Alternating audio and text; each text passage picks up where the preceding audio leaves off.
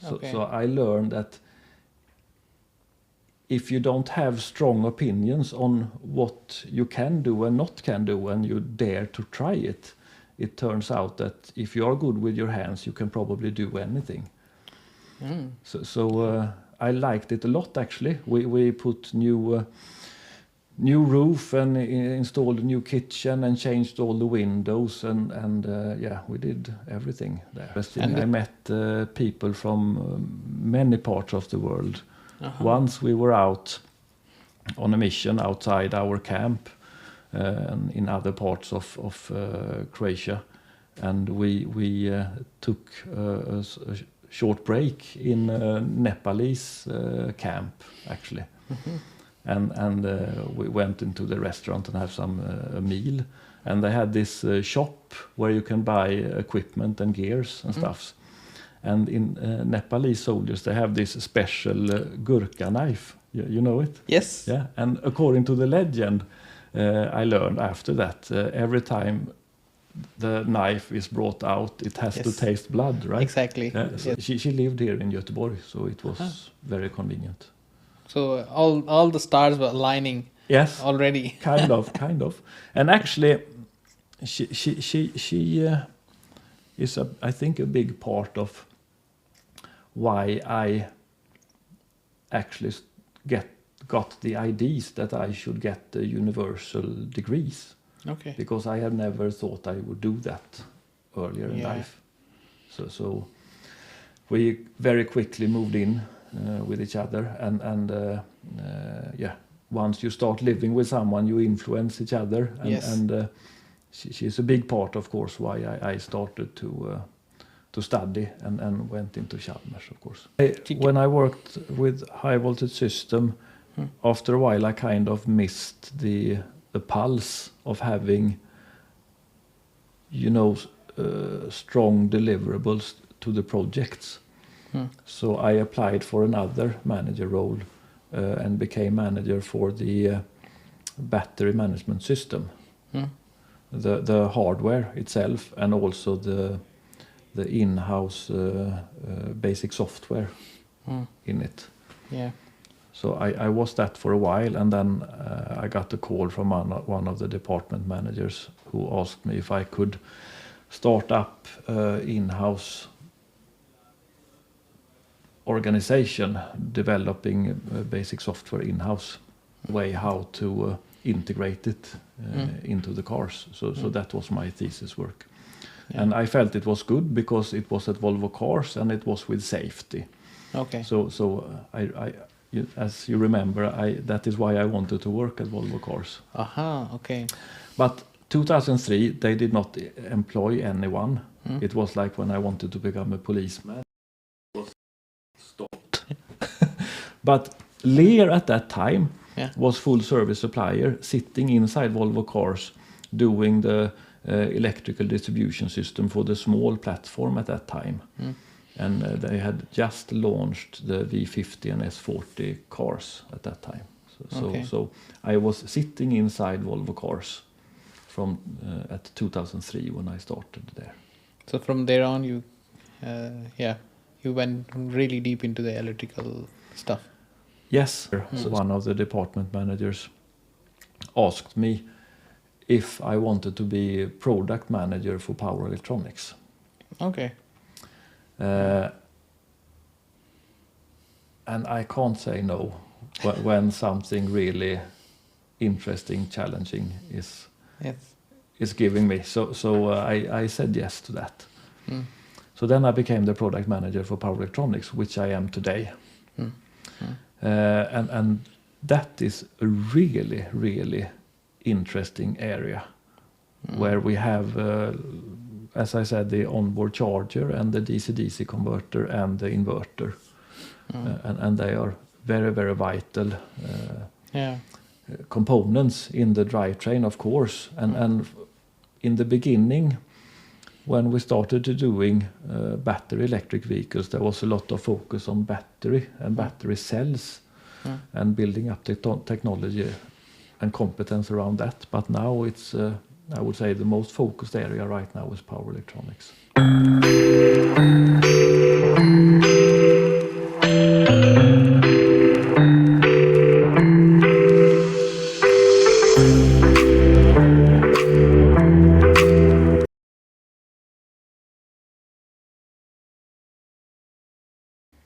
Hello, friends. Welcome to the episode 4 on Stories of Brought Souls. Today we have uh, one more guest who has been working in power electronics. His name is Peter Berggren. The Swedish name for the Peter is said like that. But let Peter explain that to us, and let's go through this amazing person that we have on our podcast today. Welcome, Peter. Thank you, Sagar. Very nice to be here. Yes. So I'm very glad that you came for this podcast. I've been really looking for someone who has been working in power electronics and come forward and talk how this field has been and how you ended up working in this area.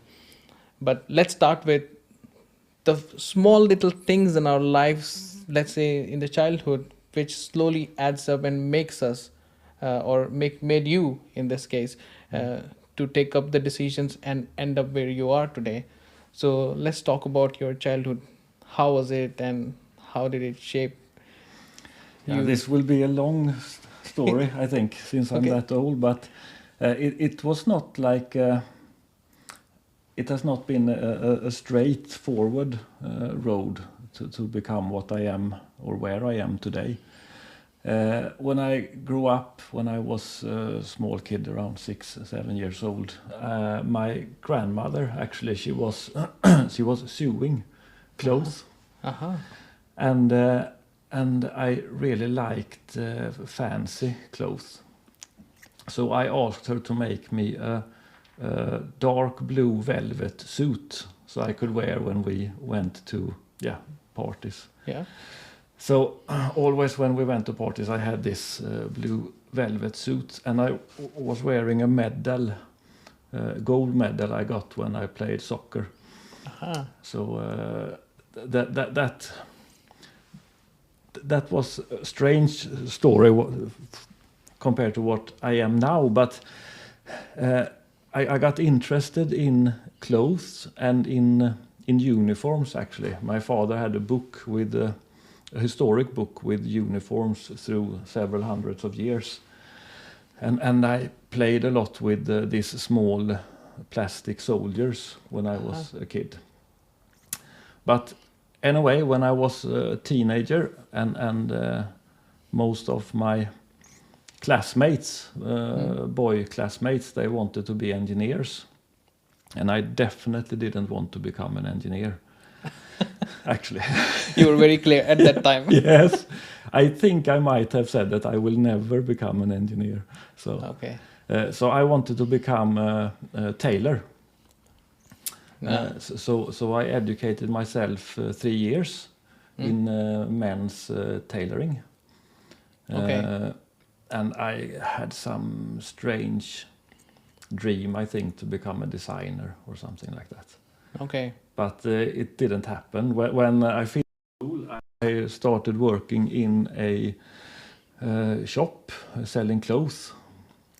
And I did that for, I think, 4 years. But Okay. during that period, I also did my army duty. Okay. In Sweden, at that time, everyone did that. But, all men. Let's go back again. Yeah. I'm still stuck with the sewing machine. Actually, yeah. I'm a mechanical engineer, so Yeah. I'm just exploded with all the components. So I'm just curious that were you asking your grandmother how to stitch, also how you wanted it in all details in that velvet thing? You know, I had when I was really even younger than that, I had small like teddy bears and things like that, and I asked her to make clothes for them, and I had this action figure, which I was playing with, and I wanted her to make different clothing, and it never became exactly like I wanted it, so I started to do it myself, making Roman soldier dress or a British parachuter ranger camouflage uniform, or things like that. It is also giving me all the imaginations of, because I love a lot. Yeah. So I can imagine what you're speaking. I've almost gone through almost all the series out there with either it is US, British, Yeah. or any of those. I always watch all this. Yeah, my favorite is Band of Brothers. Yeah. That Yes. is really, really good. Yeah. So okay. So but you were also getting hands on to get Stitch also at the same time. Yes, I did that. So actually, in when I was like 14, 15 in school, I did not. We could choose to have either sewing or what do you call that when you woodworking? Yeah. The skill work. Yeah. You could choose to have either or in school. It's called skill education, I think. Yeah, I think so. Yeah. So I did the sewing part. Okay. And I made my a dress jacket which I wore when I ended ninth year school. Okay.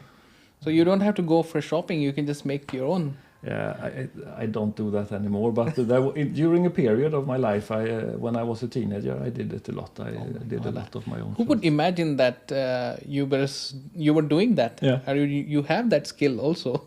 Yeah. I still have it. It's more of time prioritizing, I think, and maybe a lot of other interests that I have today. But what made you? Is it from when you had consciousness itself, and from there you just felt I fantasized with teddy bears, and from there you picked up with fabrics, or what was it? It's somebody influenced you, or it was just natural? Somehow natural, but it would not have happened without my grandmother, I think. Since she had that education, it was very close to me, let's say. Aha, okay. So, So it happened both natural and also her guidance, or you can say supporting you. You like it. Okay, let's do this. Yeah. Okay, nice. But then what happened later after that when you said you were going for military service all of a sudden? Was this a mandatory one to have? Yes. Okay. At that time, all young men in Sweden had to do military service. Yes. Okay. So you had to stop your fashion or being a designer for the fashion. You moved to military. Yes. And after that, how was the military training? Was it? It was completely opposite of what you wished to do. Yes. So I wanted to become a military police actually. So that is what I did. And in Sweden at that time, the military police were doing the Royal Guard at the horse in Stockholm at the Royal Castle. Okay. So I had to learn how to ride horses and march. Yeah. And I also had to study police theory. Yeah. Let's say. The military police is completely or very different from the regular police work. Is that so? Yeah. You are a police for militaries during war, let's say. So you only have authority of military. Yeah. So the civilian police have over civilians and military police for militaries. Okay. So major duties is to ensure there is discipline, or there is if somebody is going out of the way, just bring them to so-called justice in the military. Okay. So did you like it? How was it? Yes, I actually like the military life a lot. It's a lot of training and it's order and discipline. Yeah. And there are the uniforms. Okay. Yeah. The perfect. You need to have 3 buttons from the top until your pants starts. Yeah. Exactly. Your beret has to be specific angle. Yeah. Yes. And you shouldn't have that tiny little hair also on your beard. You have to shave like 2 or 3 times. Yeah. And back then it was not even like today's easy razors. You can just smooth in it. They are like you have to hold them at a specific angle, and Yeah, actually, you had to you use a razor blade because this machine, it doesn't make it that smooth. Yeah. So if you take paper and put it like that you will hear it. So then you had to redo it. Okay. Very strict regulations in military. Okay. And I saw that you also did some deputation with United Nations. Yes. When I had done my training, my military training, I went back to the shop where I worked selling clothes. And then that company went into Bankruptcy? Not really bankrupt. Yeah, they did that later. Or bad business? Yeah, bad business. Okay. So they shut down a lot of stores. So I had to go. So I did not have any job, and I did not know what to do. So I actually got a Arbetsförmedlingen here in Sweden. The unemployment office, yeah. Yeah, they gave me an opportunity for 6 months to learn something new. So I got the opportunity to renovate a house for a scout corps on one of the islands here outside Göteborg. Okay. And I had never done anything like that before, so I didn't think I could do it. But I learned, since I'm quite good with my hands sewing. It turned out that I was also good with my hands on renovating houses as well. So I learned that if you don't have strong opinions on what you can do and not can do, and you dare to try it, it turns out that if you are good with your hands, you can probably do anything.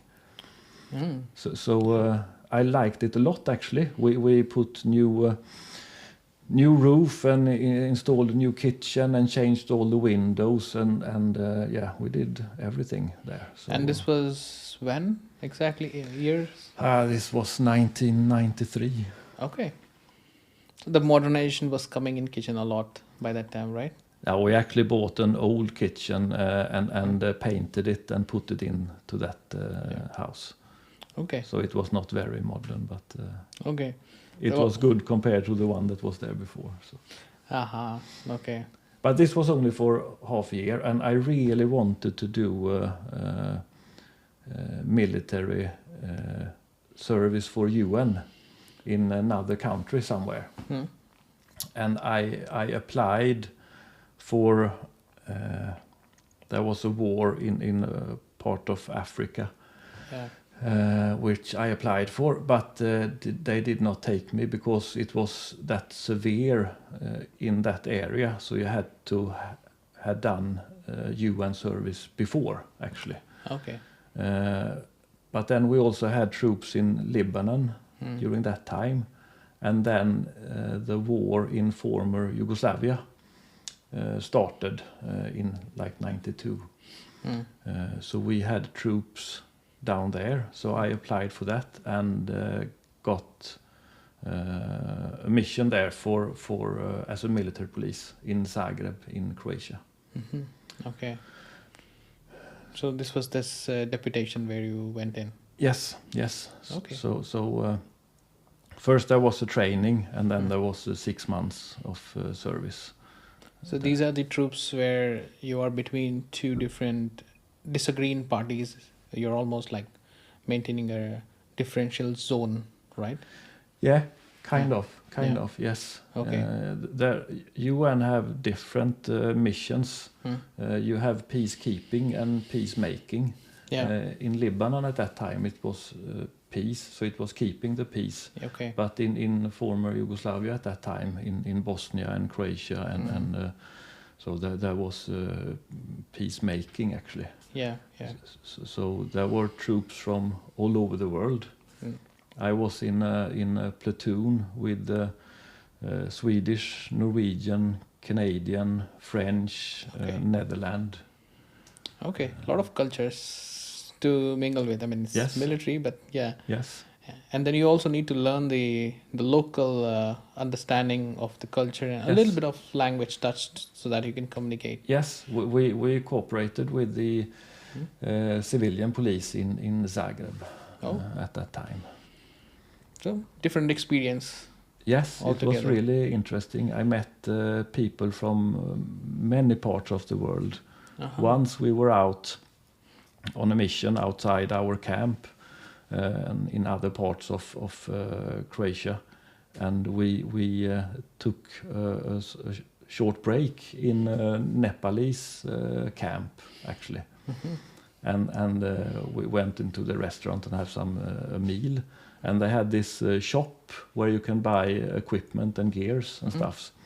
And in Nepalese soldiers, they have this special gurkha knife. You know it? Yes. Yeah. And according to the legend, I learned after that, every time the knife is brought out, it has to taste blood, right? Exactly. Yeah. So we went into the shop, and the Nepalese soldier that was working there, I asked to look at the knife and if he could take it out. So he took it out, and we looked at it. And then before he put it back, he cut himself.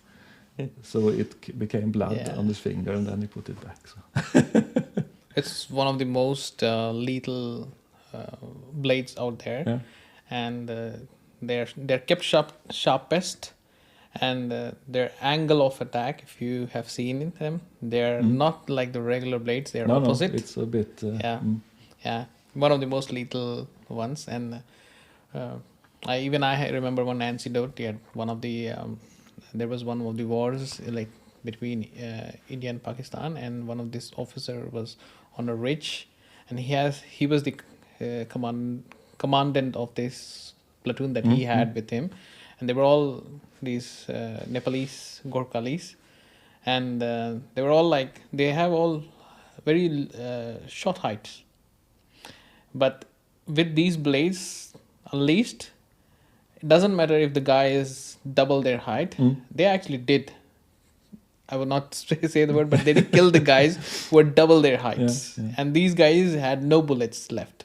They were really behind a small rock, and there was like two platoons at least coming towards them, and there were like few of them left with all injured. But still, when they got motivated by this commandant, and these guys were like, they're the most humble guys, but when unleashed with these blades, there are no other person fiercest than these guys, is the saying also. Yes, so that was my first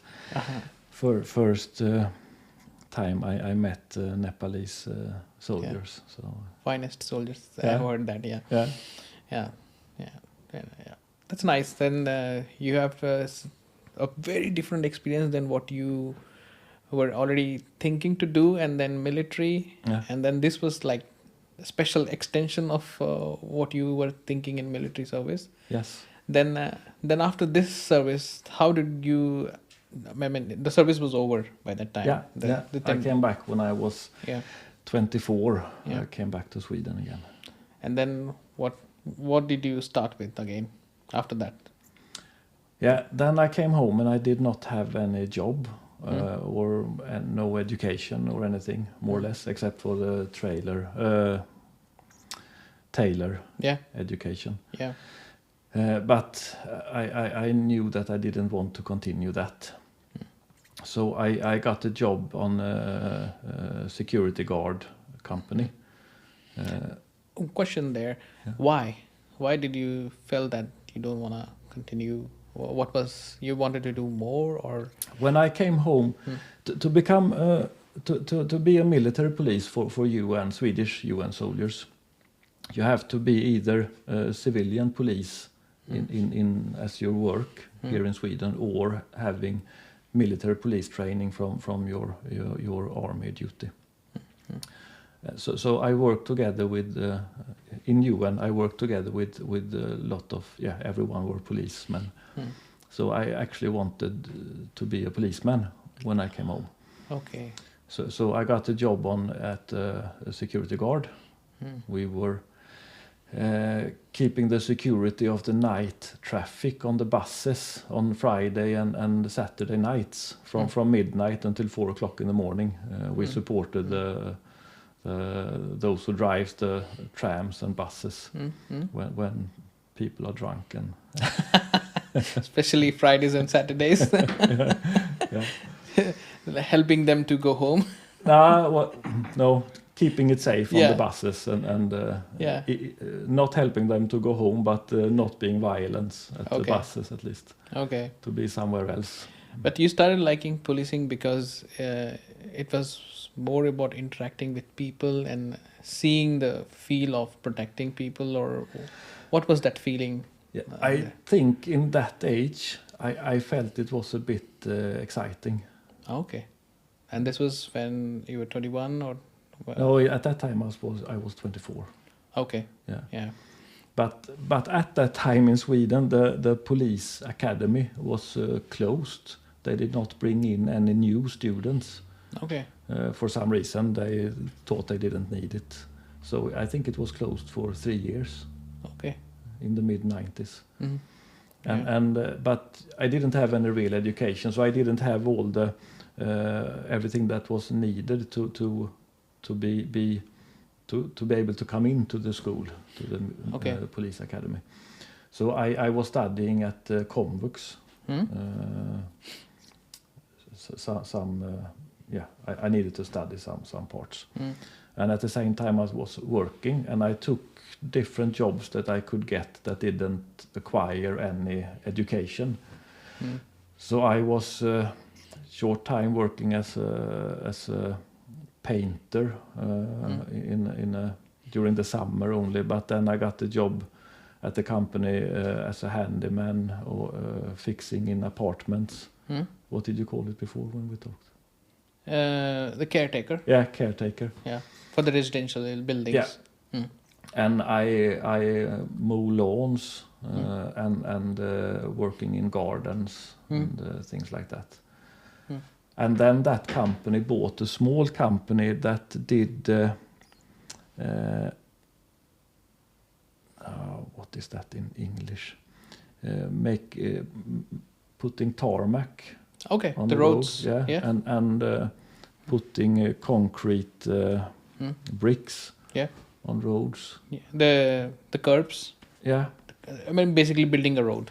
Yeah, not only roads, but more in the residential places, like pavements. Exactly. The walkways. So I did that for some years, figuring out what I wanted to do. But I felt after a while that it took so long time with the police academy. So I felt like, no, there is, for some reason, I should not become a policeman. I just felt that was the case. Yeah. And I did not want to continue working with what I did. It was fun when I was like 26, 27. But I thought when I am 40, I still don't want to do that. So I thought I need an education. So I thought I would like to work as a teacher. Yeah. Especially with kids with special needs, actually. So I applied for 1.5 year of in Komvux studying natural science, like chemistry, biology, and physics and math. Yeah. And I remember first day, my chemistry teacher, she asked the class, who of you in here wants to become teachers? And I was raising my hands and a few others. Yeah. And she said, I don't recommend it. That this job is not good anymore. This was 1998. 98. Yeah. Okay. I don't recommend it anymore. But I thought, well, I still want to do it. But during that semester, I really liked physics and math. So I started to think, maybe I should do something else. Okay. So I started to thinking about becoming an engineer, actually. So I thought, okay, I like renovating and construction work. That was one thing. And the other thing was I am born and raised in Torslanda, Okay. here in Göteborg at Hisingen Island. Mm. And they are developing the safest car in the world. So Okay. that's pretty cool, I thought. Do you mean Volvo Cars? Volvo Cars. You're close Yes. to Volvo Cars, and Yes. also there's trucks and. Yes, yes. Okay. But Volvo Cars, my father and mother actually also worked at Volvo Cars. Okay. They were not engineers, they did other things. Mm. But I thought, yeah, maybe I should work with electronics and be part of developing the safest cars. Wait in a the second. world. Until 98, you were already 26 and 27. Yeah. So 27 years, your father and mother are working at Volvo Cars. Yeah. It never struck you No. that I should go to No. Volvo Cars. No. Only at 26 and 27 Rather the opposite. I will not do like my dad, you know. The rebellious Yeah, teen yeah. boy. Okay. Yeah. So yeah, I decided I will study electronic engineer. This is exactly why I always talk about childhood in the first place. Yes. There are some pictures showing up in front of you which you don't realize you will do it, but somewhere in later part of your life it will come up. Yeah. It will show up to you and say, "Hey," and then you will say, like first time you're seeing it, and then you will say, "Hi, yeah, let's do this." Yeah. So as I said, when I was like 16 years old, I probably said that I will never become an engineer. But 12 years later, there was something else. Physics and maths. Yes, I really liked it. Yeah. So I applied for Chalmers Technology University. Yeah. Mm. And I came in. So when I was 30 years old, actually, I started at Chalmers. But by that time, you knew how to build things, renovate houses. Yes. So you were like quite ready for it. Yeah. For some reason, it felt very natural at that time. Still. Mm. But then I need to go back a bit in time. When I Yeah. was military police for UN, Mm. I had 1 week of leave.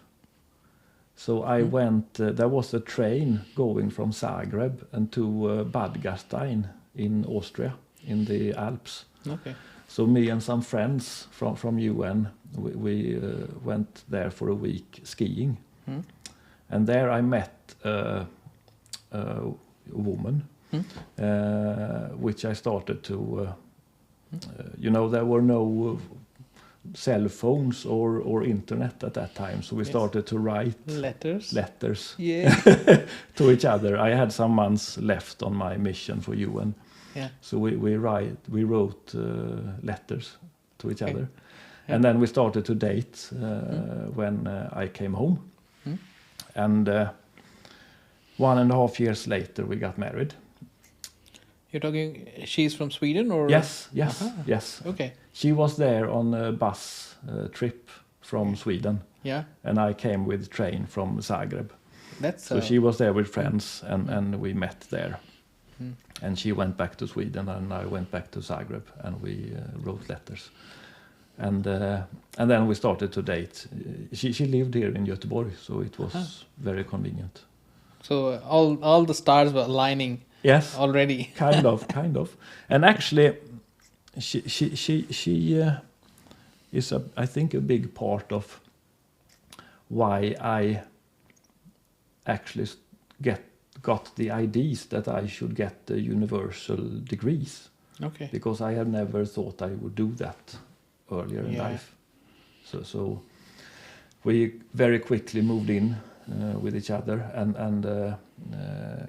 once you start living with someone you influence each other and she's a big part, of course, why I started to study and went into Chalmers, of course.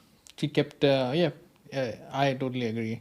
I was actually gonna ask that, but you naturally laid it out when you said I met her and we started dating. How that she influenced, but you just came out naturally, and it's quite very true. Women bring so much difference, at least in men's life, I would say. Yeah, I was telling a friend a while ago that get married, dude. You have to get married. It's not because you're being a sacrifice for something, but the colors that women bring to our lives is quite different, and it's very fantastic.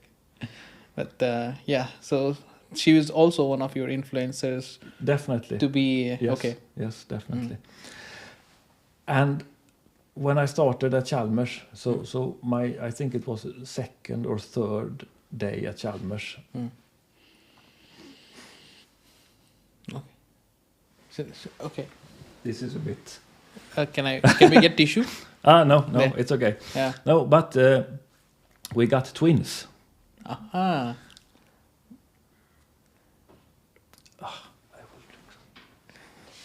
Get tissue, please. Anyway, we got a son and a daughter. Okay. Second day at Chalmers, so it was a bit tough to. No, it's okay. It's okay. Sorry. Let's have it. You need one. Even though my kids are now 23 years old, it's still a bit emotional to talk about that. But anyway, everything became good. Okay. And I had to be very focused to be able to finish my school in time. Yeah. Because you don't get any money by being a student. Yeah. So I had to be focused and finish my 3 years of bachelor degree in time. Yeah. So I could start work. Yeah. Actually. I will a little bit go back a few Yes. seconds. Something happened there. Something was really that powerful energy inside, powerful memories coming up, and then just cannot hold them up. They were just like, so I would not go in details, but I would ask in this way, was it that at the same time all the things were happening for you, and that's why it was very challenging, but you still did it? Was that the emotion kicking in for you? No. They were born 10 weeks early. Okay. It was challenging for you, both of you. Yes. Your wife. Okay. And at the same time, you were in the college or in your university doing the education. So it's. Yes. Okay. But now they are fantastic, fighting each other. Yeah. Yeah, they have stopped fighting, but. Oh yeah. They're teasing still. Yes.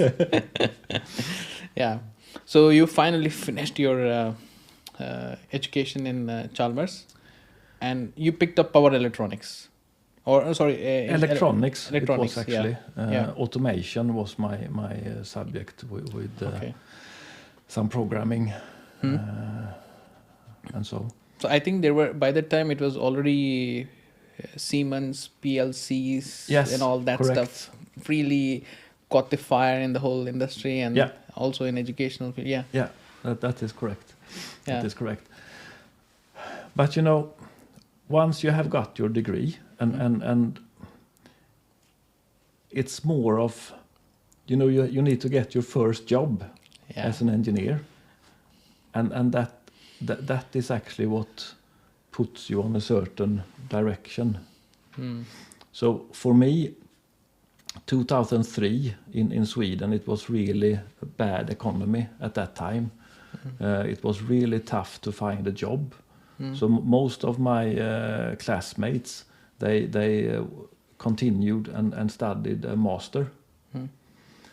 But I had my family, so I couldn't. I had already studied 3 years at Chalmers and 1.5 years at Komvux to get to be able to start at Chalmers. So I felt I have to get a job. Okay. So that there was an opening at Lear Corporation at that time, as within electrical distribution system. So I applied for that, and I didn't hear anything from them. So I called, and I got the opportunity to talk to the one that became my manager later on. Mm. He got impressed by me from that conversation. Mm. So I was sorted out among the candidates actually, but he took me in among the candidates and brought me into an interview. Mm. So I did a few interviews, and in the end he actually picked me. And it was quite tough because in that team there was only consultants, and he he wanted to have employees. On the payroll of Lear. Yes. Okay. Correct. So he wanted to have someone that could learn the vital and important things that the team were doing, so he could start replacing the consultants with employees, more or less. Okay. But what can I ask? What Yes. what is the unique thing that you said to him that he liked you right away? Or if you remember that conversation, or it was just like that eagerness to just get there. Yeah, I think it was that I took initiatives and showed interest and did not sit and wait. I think that was the what he liked, let's say. There is always this saying when you graduate, either the bachelor's or the master's, there's this first punch, the first job. You have to get it right, and then you have like so many applications to apply. So somewhere people do lose the focus what they actually want, and this is really crucial, as you rightly said. It defines where you go. Like I remember one example, I had this production company coming up, and they were very clear. They wanted a manufacturing engineer, and I was very clear. I don't want to go into be a manufacturing engineer, but I want to be more in the design side. So I turned out all their offers that we had. We had it as an open day where all the companies come in and they provide this job opportunities. And I had this one of the senior the professor who was responsible for all the job affairs for the students. He was really mad at me. He was really mad. You're turning down the offers from really good companies with a really good salary. What is wrong with you? Are you mad? And I was like, I don't want to listen to him. I just went to my dorm and I slept there, and everybody was being sent to me to come back and just show your face in front of these companies at least. I was like very clear. And then there was this alumni of our college who in a weeks later send an email to us saying that we have a opening in design. I was like, yeah, this is the one. I was very clear. Yeah, this is the one. And when I landed in their campus, I saw the building and I showed it to my friends. Yeah, this is the one I want. I was very sure. And then I got in there. And today when I'm still in touch with that professor, and he says, yeah, you were the damn guy, but you did your first punch right. But this is something not everybody does. But really good perspective that you have brought in. Like I had this one student who is still studying in Chalmers now, and he's like, I don't understand what to do now. How do I get my thesis at a specific company? I mean, first the thing is to be clear what you want, and you initiate first. You don't wait for the company to come on an open day and stuff like that. You find your own method. During my time at Chalmers, we could work during the summers. So I worked. I got summer work at Volvo Cars at the crash test center. So that was really nice, actually. And when I did my thesis work, I did it also at Volvo Cars. And there it was with this alcometer, so that you have to blow in this meter that shows if you are influenced of alcohol or not. Yeah. And if you are, you cannot start the car. They did not have this option at that time. Yeah. So my thesis work was to not make alcometer, but look over the market, what there are, and then find a way how to integrate it into the cars. So that was my thesis work. Yeah. And I felt it was good because it was at Volvo Cars and it was with safety. Okay. So as you remember, that is why I wanted to work at Volvo Cars. Aha. Okay. But 2003, they did not employ anyone. It was like when I wanted to become a policeman. It was stopped.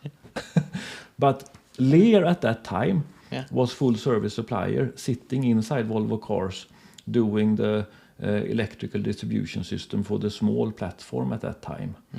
And they had just launched the V50 and S40 cars at that time. So I was sitting inside Volvo Cars from at 2003 when I started there. So from there on, you went really deep into the electrical stuff. Yes. So I was actually my first area of responsibility was the C30 car, was one of the cars on that platform. So I that was my area of responsibility, and also the supplementary restraint system in the car, that system from electrical distribution system point of view. I also got as my area of responsibility. So I felt that I was working with safety at Volvo Cars, just like my goal was. So even though I was not employee by Volvo, I was working at Volvo and with Volvo. So okay, that was your goal. Yes. To be at Volvo. Okay. Yes. Yeah. You were functionally there doing the work. Yeah. But not officially on the paper. No. So how long you worked there, and then in Lear, and then made the transition to Volvo then? I worked for Lear for 8 years. Okay. It's a lot of time. Yes. Yeah. So I became a manager for that area at Lear. And at that time Ford owned Volvo Cars. Yeah. 2006, 7. Yeah, somewhere around there. Yeah. And we had platforms together. So I traveled a lot to Cologne in Germany, where Ford Europe had its development center. So I was traveling there for a period. I traveled 1 week every month down there. So I felt it was too much because my kids were young. So I was traveling a lot. I felt it was too much. So I actually applied for a job at Volvo Cars at that time, within the same area. I started at Volvo Cars instead. How is that feeling? I know that feeling because I had the same. You're a supplier. Yeah. Basically, it's called you are a supplier. Yes, it doesn't yes. matter you're an engineer or a manager. No. And then you go on the customer side and take up a role there. And then you turn around the table and look at your old colleagues. I'm the customer now, and I know all the tricks. How is that feeling? It took some time before I had that position, actually. I started to work with advanced engineering. So okay, I understand now. So I worked more deep in the technology and the future technology. So among other things, we were looking into 48 volt. Normally you have 12 volt in the electrical system. But we were looking into 48 volt at that time, which we a few years later introduced in the mild hybrids. Incorporate some of the brake energy in the cars, having a 48 volt system with the battery and 48 volt generator and starter generator and the DC. ISG. Correct. I'm the responsible. You are. I mean, not 100%. No. I'm still learning it, But I have my another colleague who Integrated starter generator, yes. I work day in and out Yeah. with all my libraries on daily basis, yes. And here I developed myself a lot, actually. I could talk a lot. I have always been able to talk a lot, but talking in front of people, a lot of people, which I don't know, it was like I got nervous and it stuck on my throat. Yeah, so I could almost not speak. Yeah. Okay. So I promised to challenge myself. And when we did the research in 48-volt system, I got the opportunity to talk and present, being a presenter in a conference in Germany for IQPC. So yes, I will do that. And when I was leading this 48-volt project at Volvo, I did some presentation within Volvo Cars internal, and I took the opportunity to present in this international conference in Germany. Okay. So putting myself in this outside my comfort zone, really, in these situations, it made me overcome this, really. So it became much better, and it was very, very much a challenge for me to do this. So speaking in front of a crowd, yes, the big audience, it was not your cup of tea before. No. And you were already a manager in the advanced engineering, or? Well, I was a principal engineer at that time, so I was more of an expert rather than a manager. Okay. At that time. Yeah. So for all these years of working with military police, UN, meeting different cultures, learning different skills, and then again getting into the engineering, and you still felt that you still have more to learn, and this was one of the stepping stones. Yeah. Okay. And the conference was successful. Finally, you delivered. Yes. Your speech. Yeah. Yes. So that was really good. That was. That was the biggest thing, that conference. But as I said, I did presentations internal Volvo Cars as well, and challenged myself and put me in those situations, and it really developed myself. Okay. To be able to speak in front of crowds. When you finished that, and you started coming down from the stage, what was the feeling? What are the feelings that you were going through at that time? Because you would have definitely put in a lot of work. First of all, it's a technical presentation. It's a work that you want to put forward to the world. That this is something good to see and to study more for the world. And at the same time, this one. So when you did that and you were just walking down, what was the feeling at that time? There is an emptiness. Okay. When you have a goal, in this case it was the presentation, and you have worked with the technical part for a long time, and then you need to sum it up and make a presentation of it that you can then present to others. So, and you have to be ready in that certain time. So you are building up a lot of energy towards this moment, and once you have finally done it and it's over, then it's like you're kind of empty inside. You're it's relaxed. It's a relief, and you're empty inside. That's how it is for me, at least. Okay. So you, for that few moments, you just did the thing that you wanted to do. You didn't realize that now what next? It's time to relax or something like that. Yeah. I mean, we were down in the conference in Germany, so there was kind of a dinner afterwards, and then you could have a beer and relax. I'm particularly going in this because it's that human emotion that does kick when you work so hard trying to get into job first, and then you sort of get into that expert level, and then you have this big task, and then when you execute it. I really wanted to know that experience because I'm not that expert, but I've done small stuff. where I have also felt the emptiness that you talked about. And then I realized, okay, what's next? What is the next thing gonna keep me busy? My wife always keeps saying that you always pick up something for yourself. Yeah. You can't sit down. Yeah. There is one thing I forgot to tell. When I got my first job at Lear, there was a test period of 3 months. Okay. Probation. It's Yeah, called. probation. Yeah. Correct.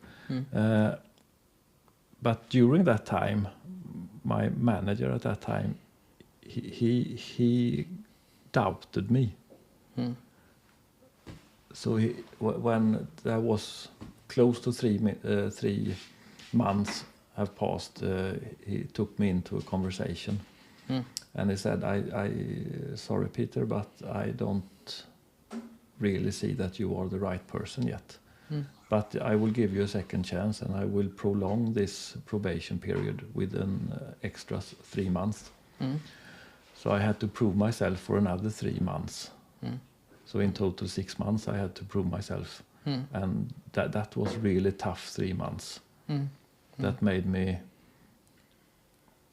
I was not feeling that very good during those 3 months. What it creates self-doubt? Yes, of course. Am I not enough? Yeah, and it was really tough to get the job, and I had managed to get this job.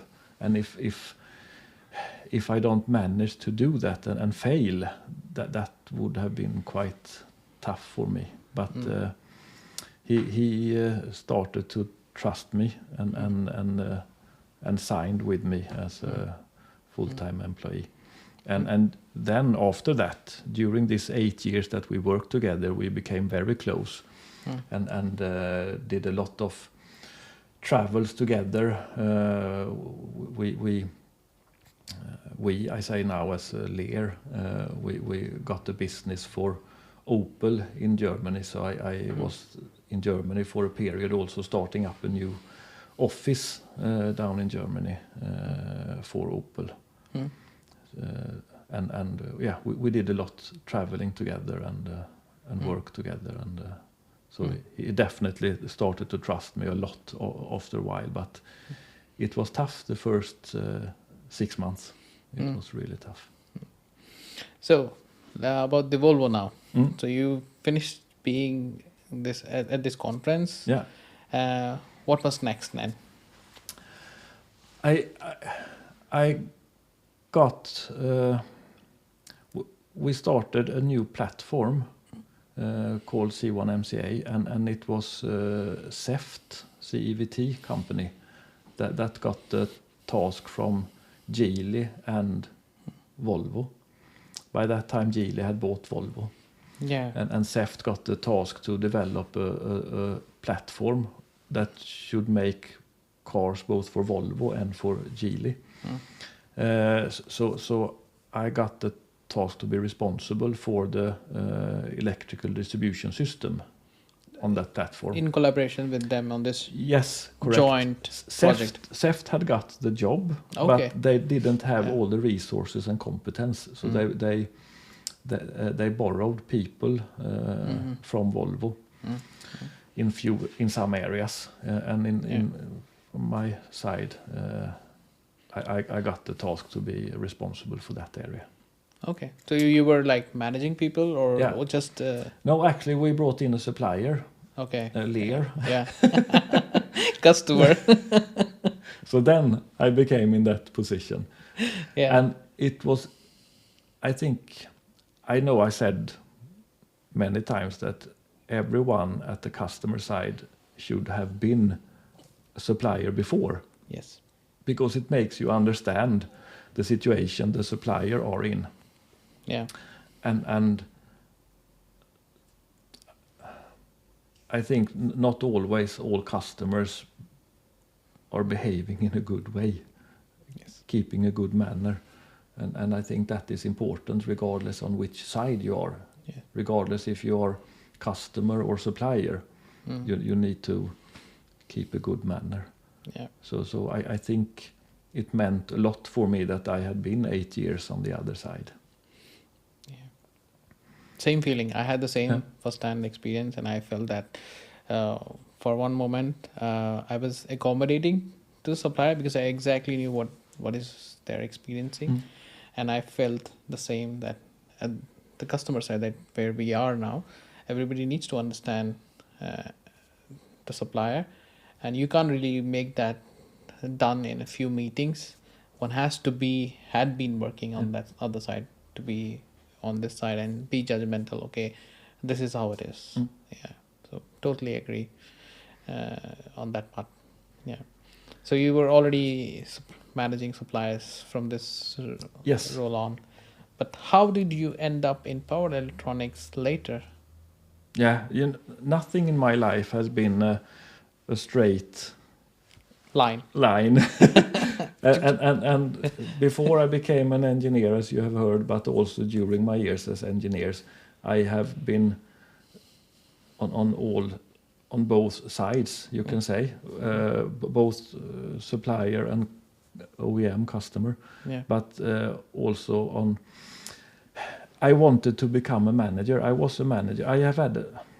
I often end up in a leading role somehow, both in the military and as when I was this security guard and at Lear I ended up as manager, and I felt like I want to become a manager at Volvo Cars because it felt like that is being a manager for real. It's a big company. You get manager training, leadership training, really.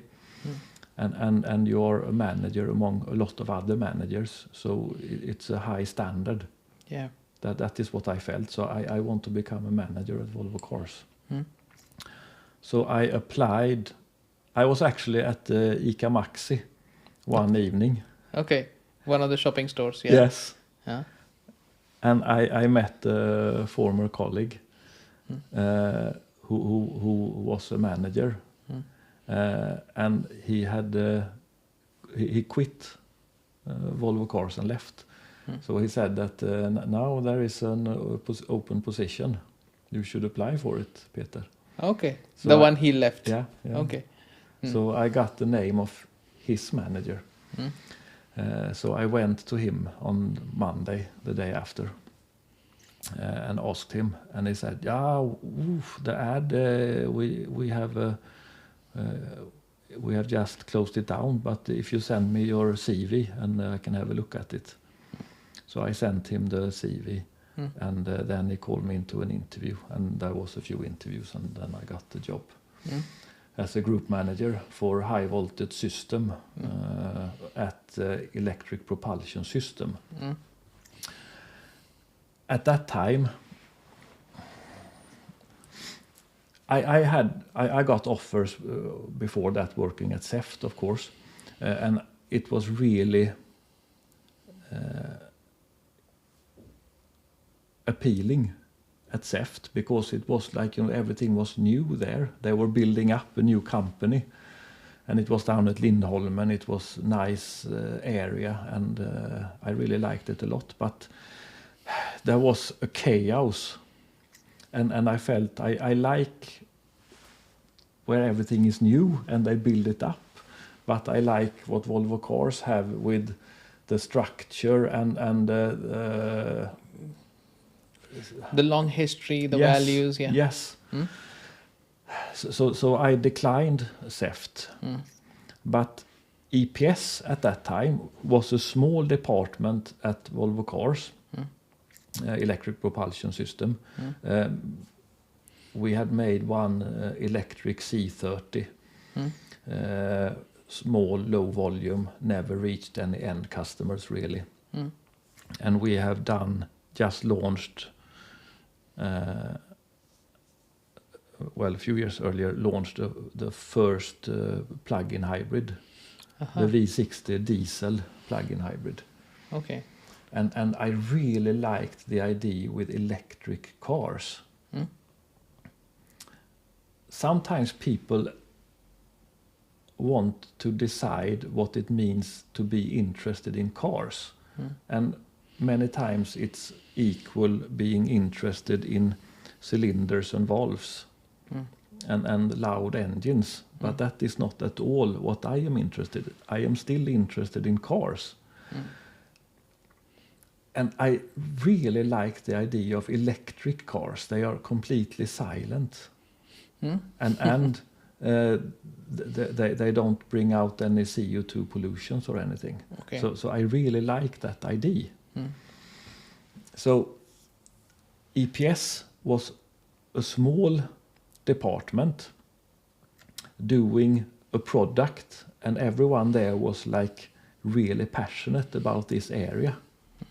So it was like this building up something new, like SEFT, but still Volvo Cars with the tradition and the processes and everything that we could use.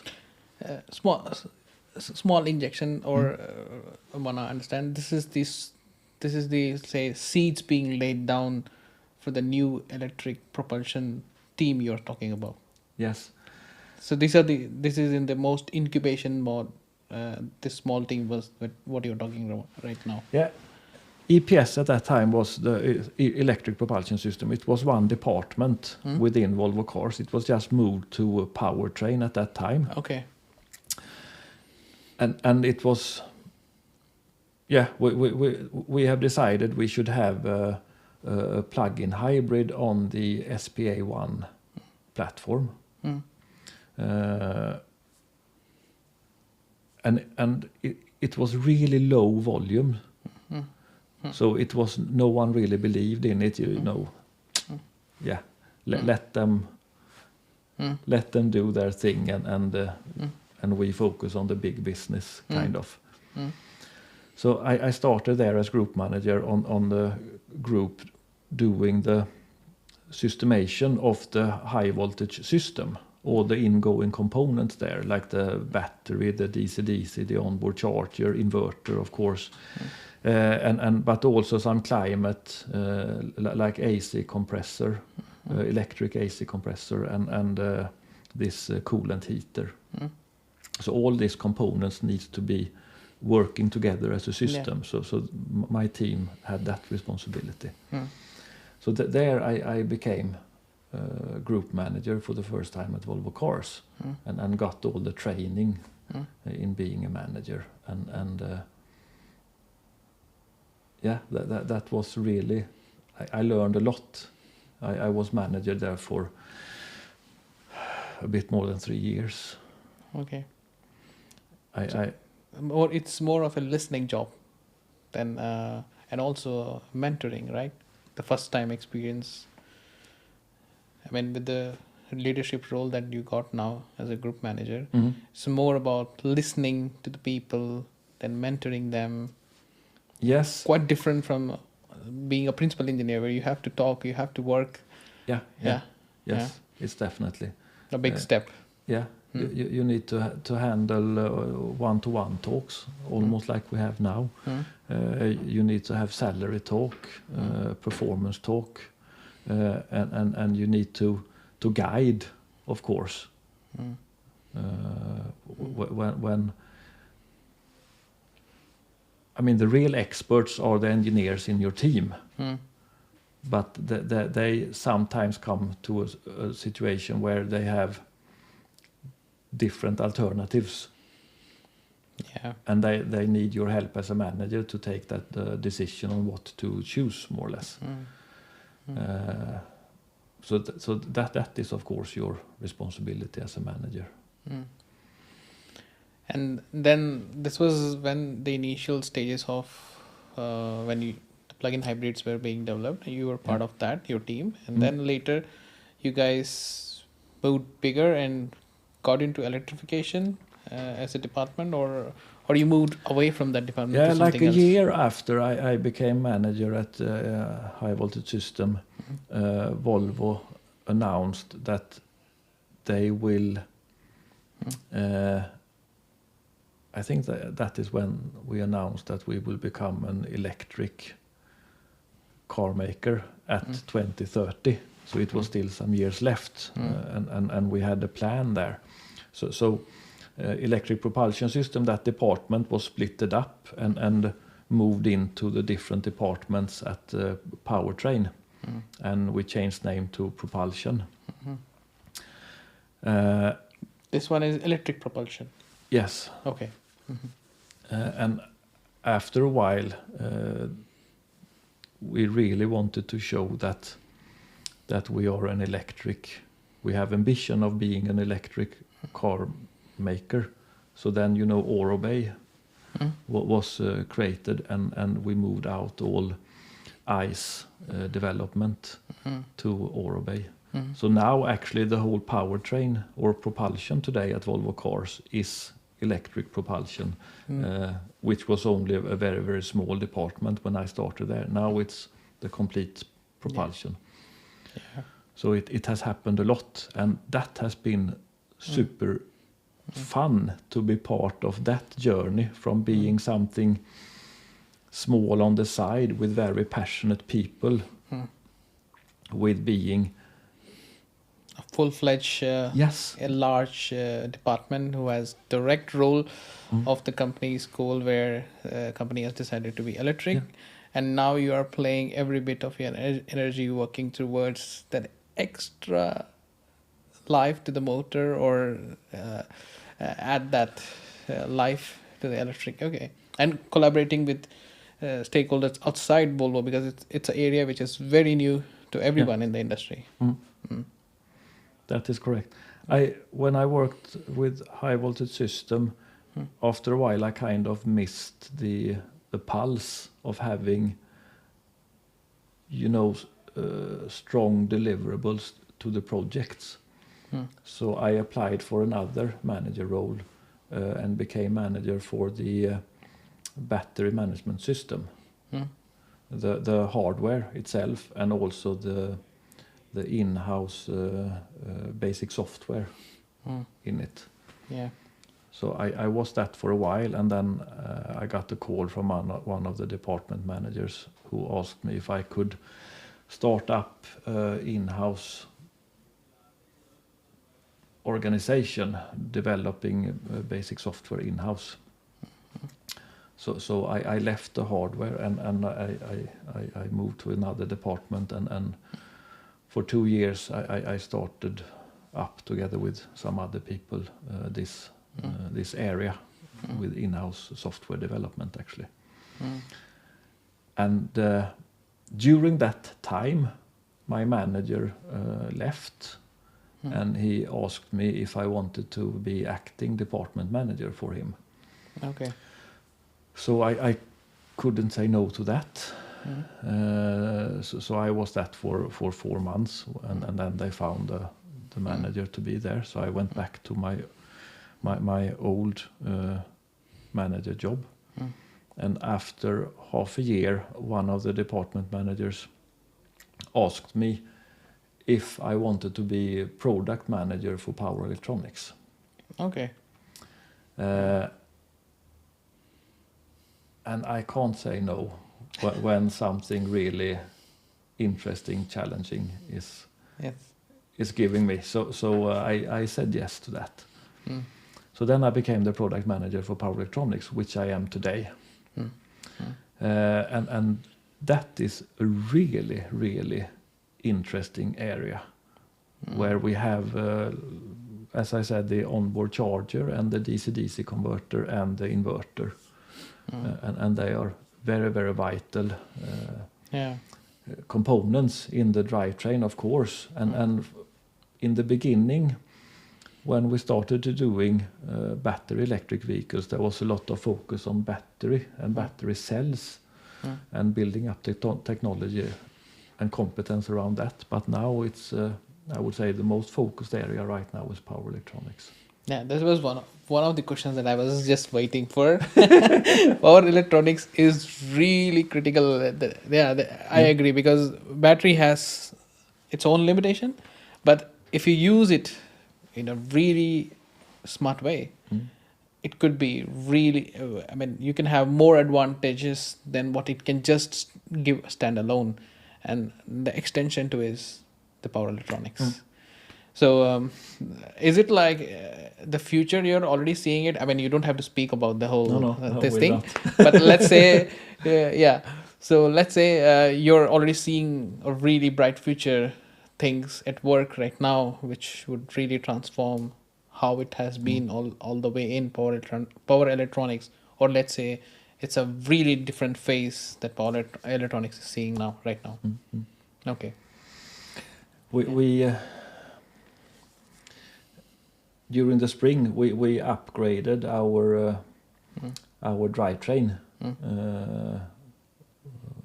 changing both the electric machines and the switches in the inverters, upgraded them to silicon carbide, which was a big step for us, and it extended the range with quite a lot, and that was a huge step for us, and for every now soon we are launching the SPA2 platform with the Polestar 3 and the EX90 cars on it, and there we are taking more steps as well, and we are taking steps quite quickly now to improve quite drastically. It's happening very quick now. Okay. So now all your team's work or your department's work, the current and before, we will see a lot of that results in the new upcoming EX30 or the EM. The EX30 we are launching now, yes, but the SPA2 platform, the big platform with the Polestar 3 and the EX90, is the main focus right now. I mean, the EX30 is already finished, let's say. Okay. So it's being built now. So. Okay. So yeah, that is still need to come. Okay. Yeah. Now let's talk about people. Yes. All these years we already talked about the UN thing, and then Lear, you had fantastic colleagues, and then there has been a transformation. What has been in 2000 to 2010, and what after the Geely came up and picked up Volvo Cars, the work environment has changed.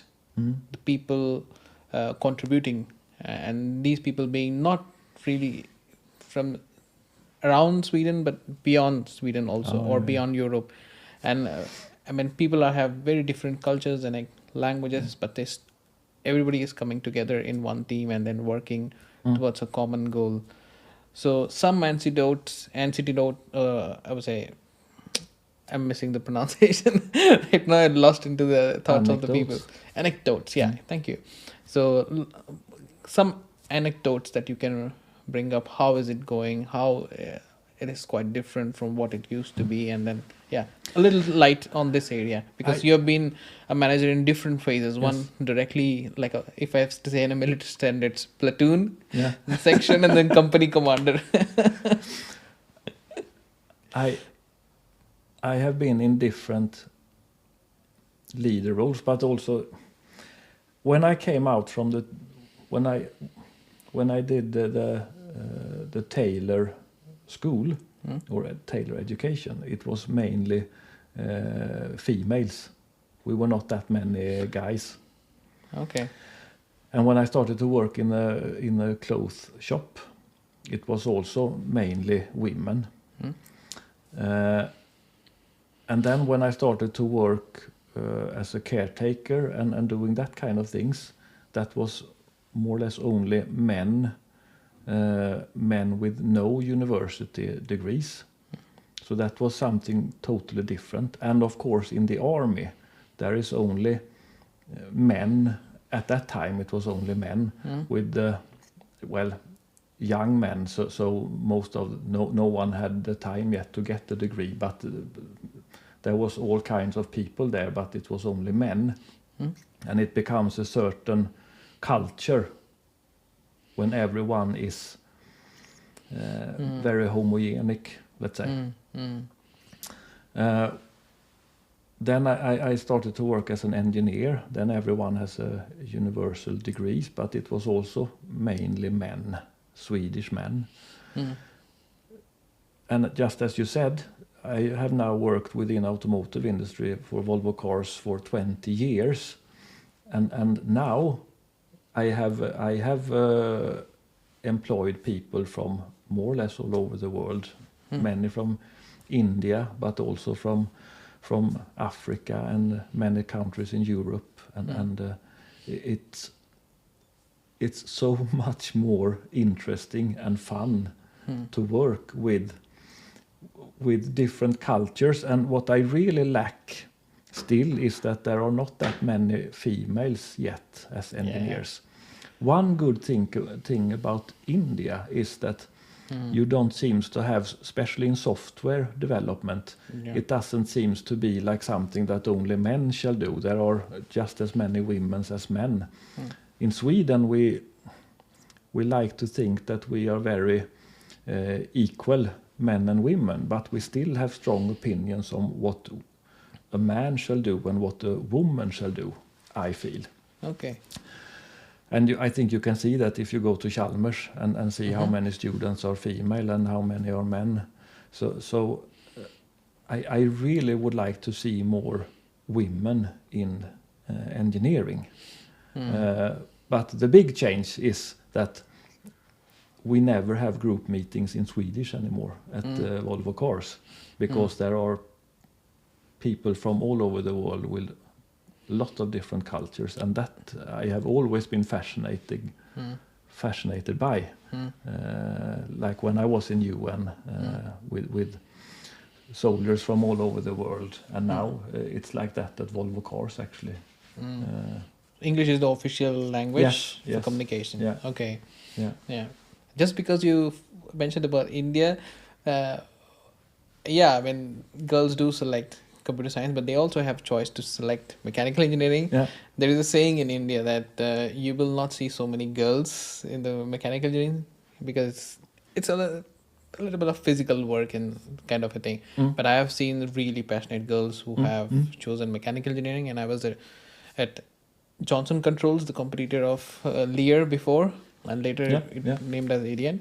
I used to work at one of the R&D centers, and we had quite good enough girls. I would not say still enough, but the portion was really good, and the company was making sure.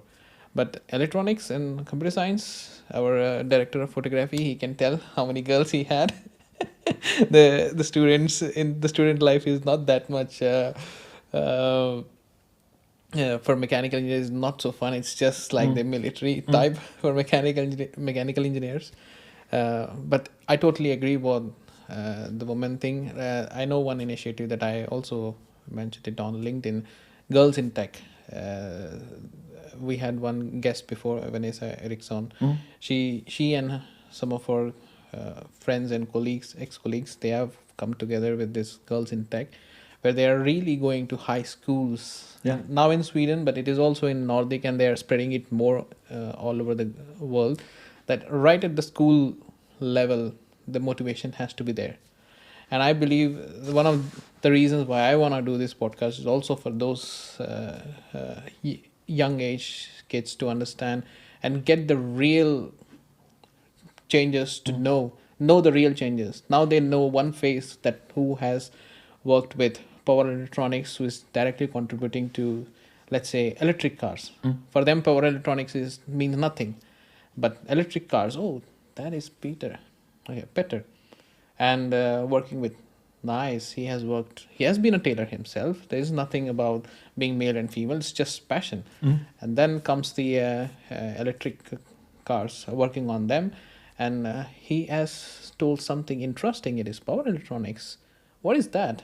And that's where the curiosity begins. And it's a small effort from my side for those teens. It doesn't matter boys and girls, but for them to have it instead of the other type of influences, by luck influences, if I have to say, on other social medias.